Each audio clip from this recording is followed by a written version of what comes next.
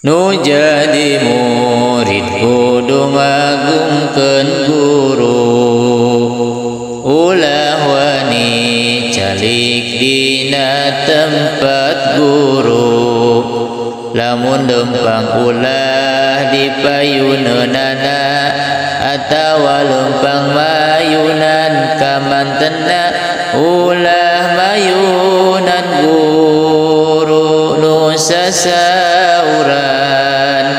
Upami anjeunna anteu ngawidian, motong cariosan sami diulahkeun, eta kalakuan anu diawonkeun. Kudu ngariksakan waktu anjeunna, komona tamulain dina waktuna, taat kana sadaya piwarangana, nu saluyu sareng aturan agama.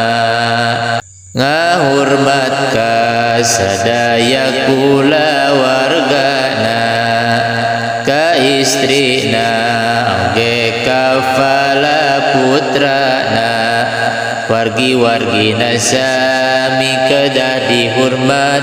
Eta jalan ilmu murid meh manfaat, nu diarepkeun ku nu jadi guruna, ngarti pahamna ilmu nu ti guruna, gaduh akhlak sae dina pribadina, jadi manfaat agama jeung bangsana.